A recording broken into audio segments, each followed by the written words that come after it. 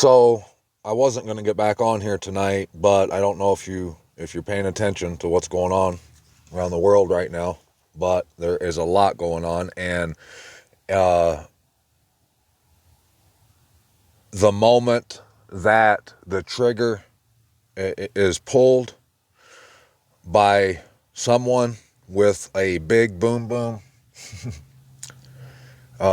is fastly approaching us right now. I mean, just everything. And you see it, they're talking about it. Every country's talking about full conscription. Putin just announced that he declared total war because Ukraine shot U.S. made missiles into Crimea by that bridge that they're always messing with. And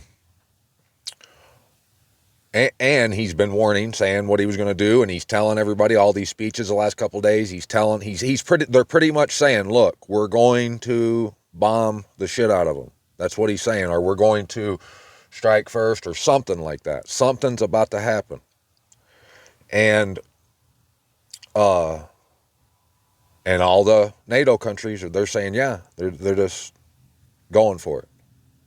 Everybody's just letting her rip, Tater Chip, since October 6th or 5th, right? So I figure I since all that stuff's going on, oh yeah, and there's he moved 11 nuclear submarines into the Atlantic today too. I did see that, and there's so much more too that I've seen.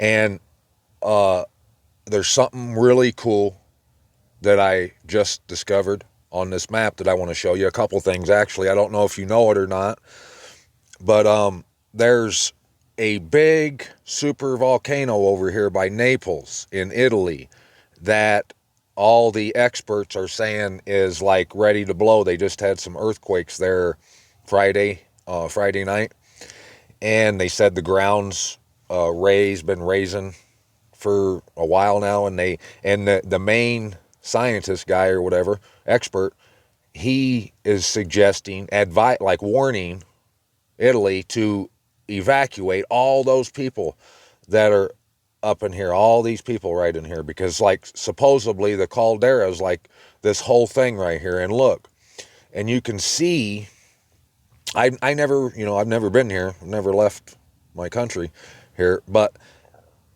I've never really looked on Google Earth at this area, but you can see it's a volatile area. You can see something happened here, right, that pushed this all back that way, right? So this is probably the whole caldera right there. They say it'd be bad if it ever blows. And you can tell that where it's deeper right here, these lines right here, it looks like this whole shelf slid down this way, right?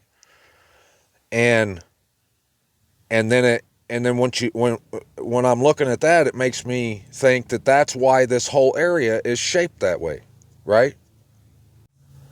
Because look, it looks like it looks like something happened a long time ago and pushed this way and pushed all this water up in this way, and then probably out through here and down through here, right? At one time. So look, I've been thinking about when the Most High says that he's going to destroy the coastlands. He's going to sweep it clean with the broom of destruction. Now, I mean, I don't know if that's literal, but just looking at this place, there's no real safety. It's going to take the brunt if anything like that does happen. And that's a legit deal. The guy really is warning the people to evacuate in that whole little area, and you could see it's aimed. It's like a slingshot. It looks like to me, aimed right at that place, right there. Look at it. But look at this cool thing over here. I've shown part of it, but I've just discovered something new about it. Let me know when you notice it. You see that? Now, I've always I mean, for a couple years now, I've pointed out this figure here, this face right here, right? Several times before. Talked about it quite a bit, but let me know if you notice this one right there.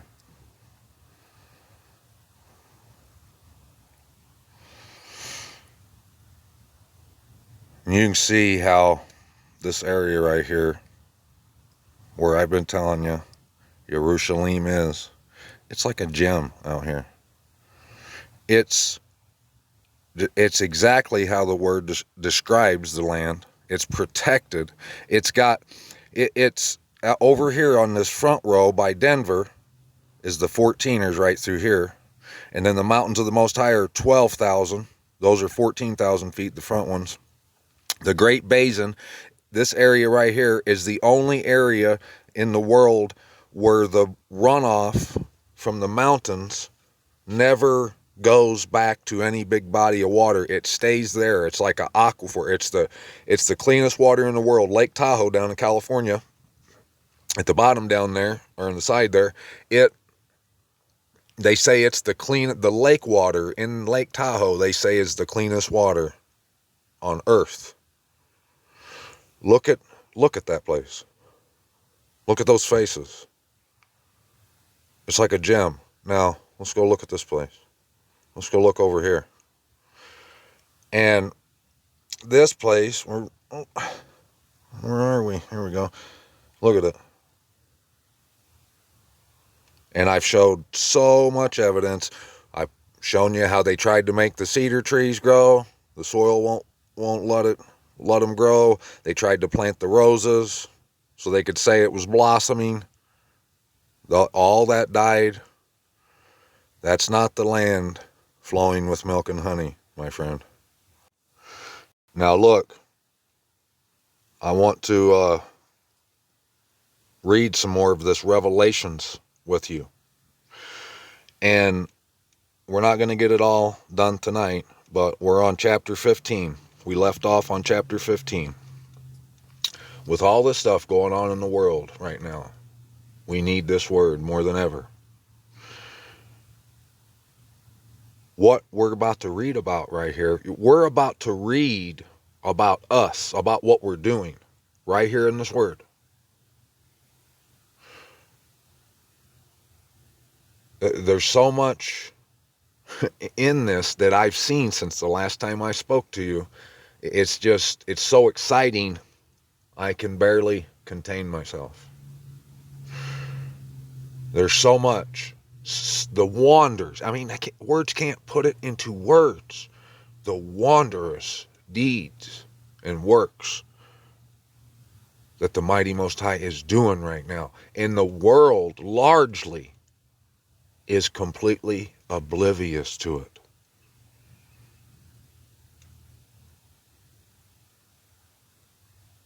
Break this down with me. Watch what it says. You're going to see that what the Most High's been, I've been telling you that the Most High's been showing us what we've been, what has been revealed to us. It's the truth, and we're going to read about it right here. And I saw another sign in the heaven, great and marvelous, 7 messengers, having the 7 last plagues, for the wrath of the Most High was ended in them. And I saw like a sea of glass mixed with fire, and those overcoming the beast and his image and his mark and the number of his name, standing on the sea of glass, holding harps of the mighty Most High. And they sing the song of Moses, Moshe, the servant of the Most High, and the song of the Lamb, saying, great and marvelous. Just like back up here, he just said great and marvelous up there. That was the sign. The sign was great and marvelous. What is it?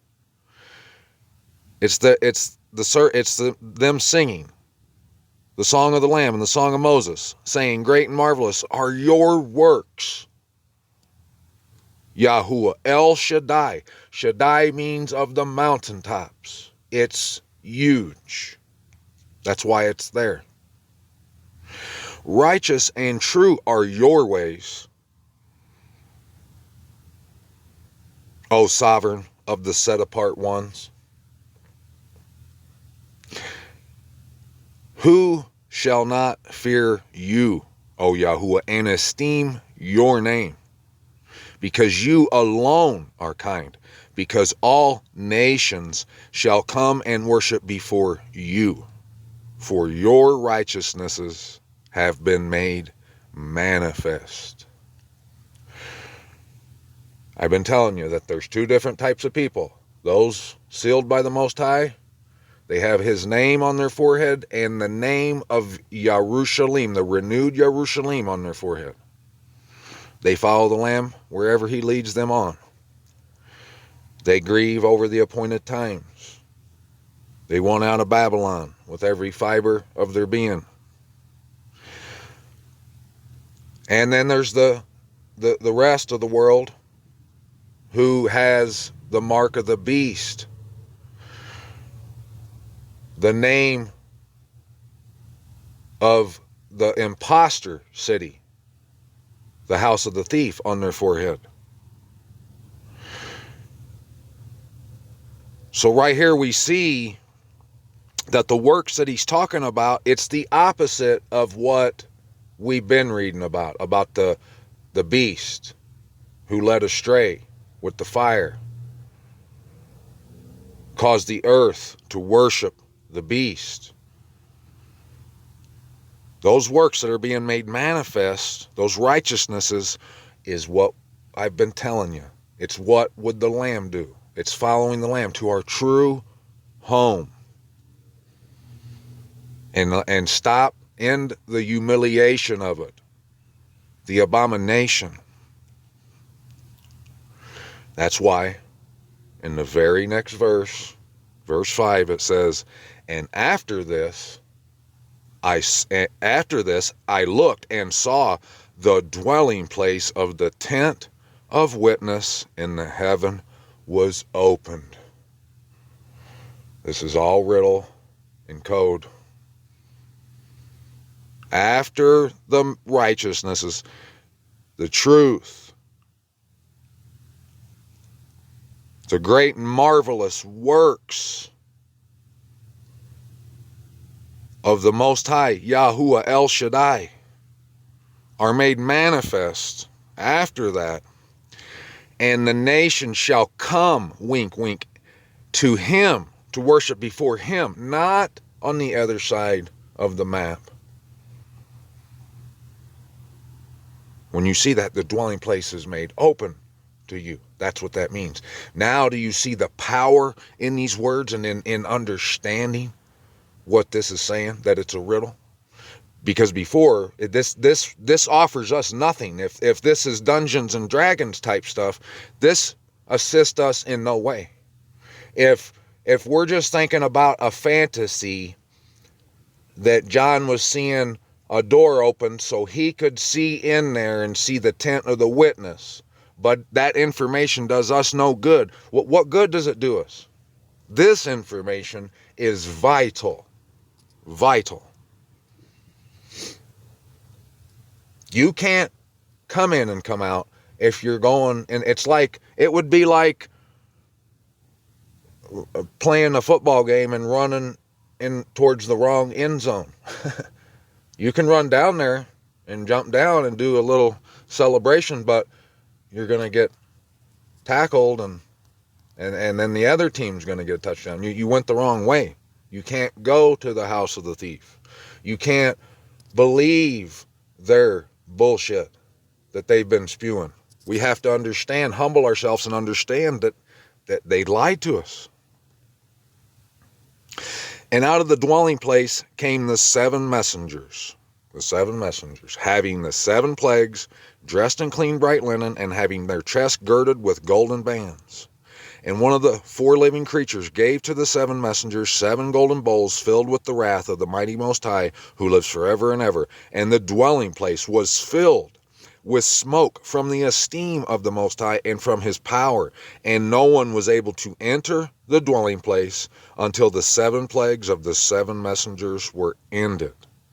Now, we've always thought that that was like a timeline when one angel goes up in the sky and pours something out, literally or whatever. That's what the world's always thought, and I know that's what they've thought. I've thought that, and I've seen more sermon preached about stuff like this than you could think of. The esteem, he's talking about when you finally read the prophets and understand what the secret of the Most High is, and it's revealed to you, and his righteousness is made manifest, and you understand what it means to follow the Lamb and to be washed in the blood of the Lamb, and you start to search for your true home and you find it, and you get on that highway and you're willing to walk away from mother, father, husband, well, whoever, well, not husband, but daughter, son, just like Messiah said. Whoever, if you're not willing to give it all up for this, for the Messiah, for the Lamb, for the cause, for the Most High, to do his desire, you're not fit for the kingdom. You're not entering the kingdom. This is the wedding feast. You must be engaged completely to the Lamb. You must come in and come out, and it must be all you want to do. No one's going to drag you here. This is everyone has the choice. So what he's talking about, he's not talking about smoke, literal smoke, coming up off of the Most High or something and filling a building. No. When you esteem the Most High, give him all esteem, the dwelling place is made, you're made aware of it. And you can see it. That's how you enter. Until you realize what the prophets are saying. That's how this trap works. This is a trap, and it's sophisticated. The Most High made all this.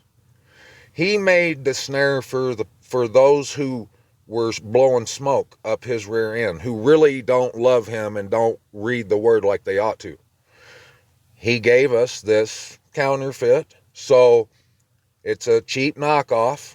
And anytime you dig into it a little bit, you'll clearly see that it's not good. It's not the land. It's not what you need to be doing. You don't need no business. It's like the dog when you lay down with the dogs, you get up with the fleas, you ain't got no business over there in the house of the thief. Once you look at what it is, but most people don't. They go on their Holy Land tours and they support it and stand with it. People that ain't never been there, don't know nothing about it, but they're Christians over here, evangelical Christians, and they sell their soul to it, basically.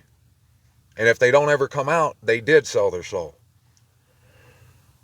So until you sit down and put the word on your thigh and read the messengers, the prophets, thoroughly, and see the secret of the Most High,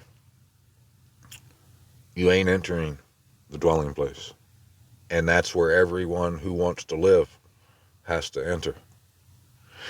And I heard a loud voice from the dwelling place saying to the seven messengers, "Go and pour out the bowls of the wrath of the Most High on the earth." And the first went and poured out his bowl upon the earth, and an evil and wicked sore came upon the men, those having the mark of the beast and those worshiping his image. Now, there's so much more packed into all this that we're yet to learn, and I'm on the edge of my seat, can't contain myself. I can't wait to learn even more of it. So, but I'm not gonna, there's so much that nobody knows about, that we all have to learn about. So we can't pretend to know everything it says, but if you go through the prophets, you'll see how each one of these is what a particular prophet is talking about. I learned that the sore and the mark of the beast, it's the same thing. It's not a literal sore. It's the wound, and that's the same thing. It means that you've been the truth of your home, and any chance of you getting there has been taken from you. because you don't even see it. You're hoodwinked by the image of the beast. You're wounded. That's that sword. I seen that's what that was by reading the prophets. That's how I learned that. And it's everywhere. Messiah talks about it. It's when he says that, when he was talking about Lazarus and the Abraham's bosom and all that stuff, he said outside are those where the with the sores where the dogs lick their sores, the dogs. And it's all connected, I assure you. So you can go through, I can't remember which prophet that is right now, but I'm sure if that's why I was saying there's so much more to learn. You could go through and sit and study this hardcore, and you'll be able to pin down what prophet verse 2 is talking about. For sure. I already identified Ezekiel. I just can't remember. We just was reading it the other day. I seen whatever messenger has the dwelling, the measuring rod. It was like in the last video, or the one before that. That messenger is Ezekiel. And you can go read Ezekiel and you'll see. So and a wicked sore came upon the men, those having the mark of the beast of that city, and those worshiping his image. See? And worshiping don't mean bowing down. It means you are supporting it. You're cheerleading it. Your actions are dictated by it. Most people celebrate the holidays like clockwork because of it. Most people call the Most High names of blasphemy because of it. So they bow down and they are worshiping it. Don't get it twisted. That's what it is. And the second messenger poured out his bowl on the sea, and it became blood as of a dead one, and every living creature in the sea died. Now see, most people think that the sea is going to turn into like coagulated blood or whatever, like rigor mortis or something. But that does us no good. That gives us no power, no information, no instructions. But all these words instruct, and they're all necessary, I assure you. The blood of a dead one. The sea is the people. The blood of a dead one. There's two types of people. Those marked by the beast and those sealed by the Most High. Those who are marked by the beast are those who are like those valley of the dry bones. They're living in the land of the dead. Those who are sealed by the Most High, who don't dwell on the earth, they're in the land of the living. All this is about the same thing, like I've been telling you. It's about the city and the imposter, and what the imposter and its creators and everything has whipped up. And it's the Most High ultimately. Don't forget it. He did all this to separate the real from the fake. And it's right and just. It's right ruling 1,000,000,000%. And if you break it down and look at it, it won't take you long to see that. You'll see how that is. If you've ever been done dirty, and I'm sure if you're paying attention to any of this, you probably are someone who's brokenhearted, crushed in spirit, poor and needy, lonely, and outcast. So you'll understand the Most High's reason for doing this. He gave you the out, and there's so much information to prove to you where you got to go. The words told you from front to back and side to side. So if you end up walking off the cliff, it's nobody's fault but your own, right? It's not his fault. And if he didn't do that, if he didn't put the cliff over there and do everything that he's done, then you wouldn't have free will, freedom of choice. Therefore, you'd be a slave, and this wouldn't be the life that we live now, it wouldn't be like we'd be slaves, robots. And it wouldn't be right or just. So, all this, the blood of a dead one, he's talking about anyone who don't come home, they're dead. And the third messenger poured out his bowl on the rivers and fountains of water, and they became blood. The rivers and the fountains of water, that comes from the throne. That's the truth. But to these people, it's like blood. It's became blood to them. And I heard the messenger of the water saying, "You are righteous, O Yahuwah, the one who is, and who was, and who shall be, because you have judged these. Because they have shed the blood of the set apart ones and prophets, and you have given them blood to drink, for they deserve it." And I heard another out of the slaughter place saying, "Yes, Yahuwah El Shaddai, true and righteous are your judgments." And the fourth messenger poured out his bowl on the sun, and it was given to him to burn men with fire. And men were burned with great heat, and they blasphemed the name of the Most High, who possesses authority over these plagues. And they did not repent to give him esteem. You see, now, all the fantasy before, and I'm guilty of it too, I used to think about, like intense CMEs going off and people, flames like from the sun hitting the ground and just burning men up, and they just turned up and even though they were getting burned, they like flipped the Most High off. They like stick their middle finger towards the sky and cuss the Most High out. That's how most Christians believe when they read this. That's what they're thinking. But that's not the case. They blaspheme. They're blaspheming right now. All that stuff, they're getting burned up. They can't see the truth of the land. They are not seeing the lamb, what the lamb is. They're getting burned up like that stubble. And instead of repenting and giving all esteem to him, they just go on and they keep on trucking in Babylon and giving no esteem to him. They can't see it. That's how that goes down. It don't go down the other way, where someone's withstanding cosmic storms and flipping the bird into the sky. That's not how that goes down. See?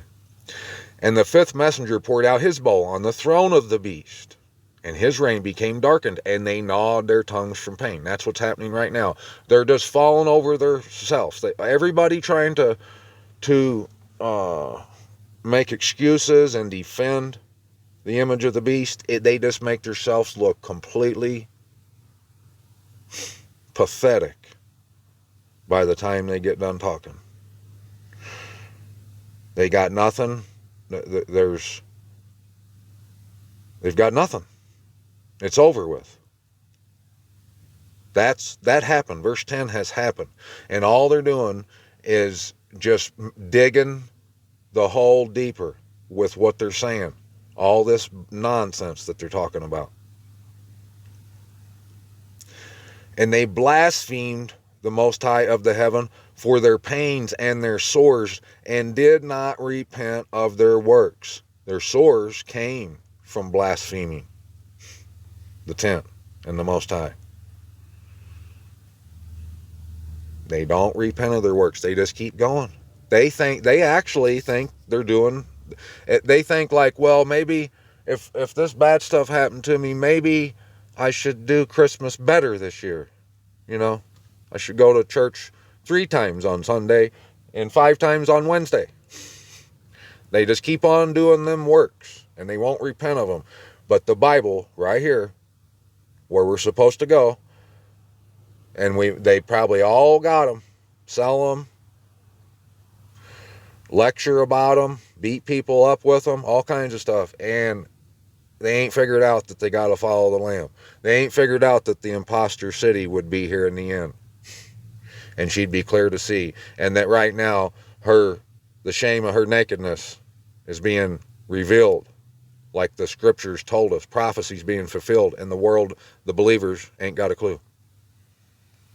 They don't repent. They just keep on a trucking.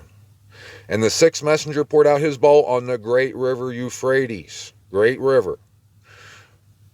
On the east side of that, when I was just showing you where home is, on the east side, the Rio Grande goes like north and south, like for a long ways, like way up to the north part, like towards Montana or whatever.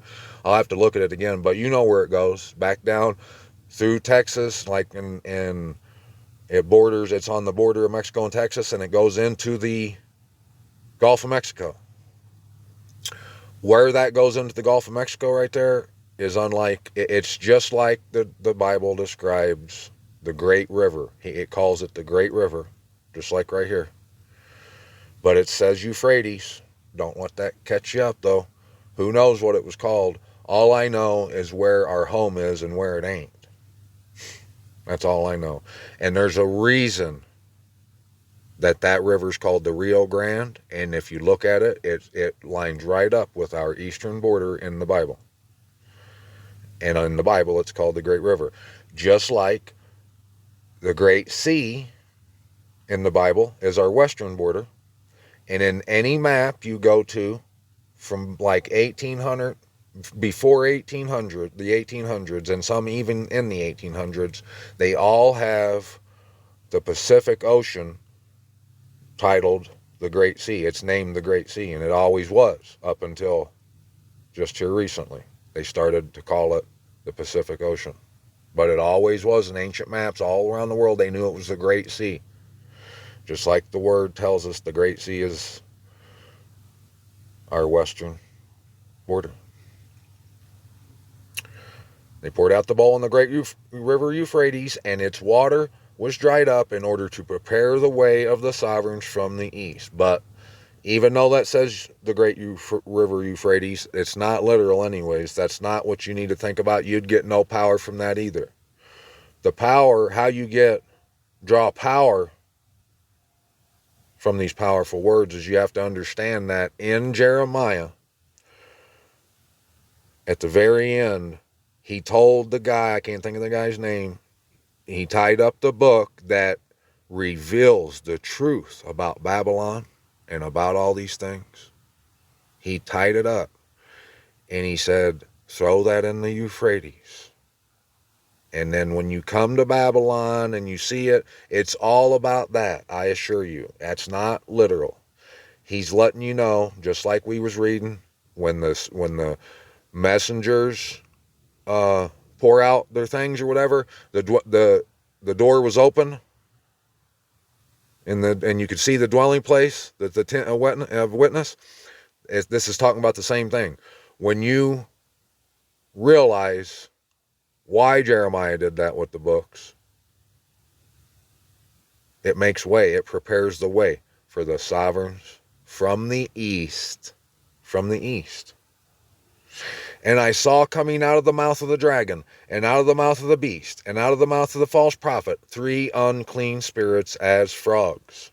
That's what happens. The sovereigns, making way for the sovereigns is right here. The spirits coming out of the mouth of the dragon, the mouth of the beast, and the false prophet. And it's about your home, I assure you. For they are spirits of demons, and the frogs is all about the borders in Egypt. Look it up. You got to know what these words mean, these codes. For they are spirits of demons, doing signs which go out to the sovereigns of the entire world to gather them to the battle of that great day of Yahuwah the Almighty. See, I am coming as a thief. Blessed is he who is staying awake and guarding his garments, lest he walk naked and they see his shame. He's talking about right now. The world, these believers, are walking bucket naked. The only way to be clothed is to follow the Lamb. And they gathered them together to the place called in Hebrew Har-Megiddo. And the seventh messenger poured out his bowl into the air, and a loud voice came out of the dwelling place of the heaven from the throne, saying, It is done. And there came to be noises, and thunders, and lightnings. And there came to be a great earthquake, such a mighty and great earthquake as had not come to be since men were on the earth. And the great city became divided into three parts. Now, I know what the thunders and the light and all that stuff mean. We've done proven that. That's the voice coming from, loud voice coming from the throne, telling you to come back home. And I'm about 98% sure that great earthquake, it's not literal, it's what happened on October 7th. That great shaking. That's why it says the great city became divided into three parts. Timbuk 3, the third earth, the renewed Jerusalem, the great city. This will be the third time. It'll be divided into three parts. And the cities of the nations fell. See, that's why. Because the other cities will fall. And great Babel was remembered before the Most High to give her the cup of the wine of the fierceness of his wrath. And every island fled away, and the mountains were not found. Just like back in chapter 4 or whatever, it says that the heavens departed and the sky rolled up like a scroll. The heavens rolled up like a scroll. That means the truth departed, was gone, and the heavens rolled up like a scroll, letting you know that the heavens is the book. And it says, and the mountains and islands were moved out of their place, or whatever, or fled away, just like verse 20 right here says. This means that the truth of them come back, verse 20 does. Because when all that happens, the great shaking, and we've seen that's what's happened now. Because 20 years ago, nobody knew this. You see what I'm saying? I mean, this didn't come out. Now it's coming out. Now you're going to see everything that we've been talking about here on this channel. We've been about 2 months ahead of everybody else. We've been on the pitcher's mound, like I've been saying. They'll be talking about this. You're going to see eventually, and like the Most High says, he says, there's coming a time where they're not going to talk about the Exodus coming out of Egypt before, because all they'll talk about is this. That's all they're going to talk about. People are going to be doing it. They're going to see all this stuff that I've been showing you. They might not see it from me, but they're going to see it themselves from the Most High. This is a personal journey that we all must take. And it's understanding where your home is, like I've been saying. And great hail from the heaven fell upon men, every hailstone about the weight of a talent. And men blasphemed the Most High for the plague of the hail, because the plague was exceedingly great. That's what's going on right now. The hail comes from the throne, the hailstones. And one of the seven messengers who had the seven bowls came and spoke with me, saying to me, Come, I shall show you the judgment of the great whore sitting on many waters, with whom the sovereigns of the earth committed whoring, and the inhabitants of the earth were made drunk with the wine of her whoring. And he carried me away in the spirit into the wilderness, and I saw a woman sitting on a scarlet beast, covered with names of blasphemy, having 7 heads and 10 horns. And the woman was dressed in purple, and scarlet, and adorned with gold and precious stones and pearls, holding in her hand a golden cup filled with abominations and the filthiness of her whoring. Now, I'm not going to go any further in this chapter 17 for time's sake, but I want to leave you with this. Here's all the more proof you need. Or that will work. If you still need more, I mean, my gosh. But if you do, verse 4 right here, that description of this great city, of the city of Babel, this is who he's talking about right here, okay? That description is the same almost. Look, dressed in purple, scarlet, adorned with gold, precious stones, pearls. Okay, now let's go to chapter 20. And look how he describes, or is it 20:21? Yeah. Describes the bride right here. And I, John, saw the set apart city, renewed Jerusalem, coming down out of the heaven from the mighty Most High, prepared as a bride, adorned. The city adorned for her husband, right? Okay? And he says, right down here, where's it at? Maybe it's on the next one. Well, he tells you all about her gates and everything. But he says, right here, all kinds of precious stones, pearls, each one a single pearl. See, this lets you know without a doubt. I mean, there's no arguing it unless you're just insane, and I hope not. There's no doubt that there's two cities. There's the true one that's been hidden, and that you're going to have to come home to. And there's the false one. That's the image of the beast. You're going to have to acknowledge that and denounce it and walk away. And this should be priority numeral uno for everyone right now.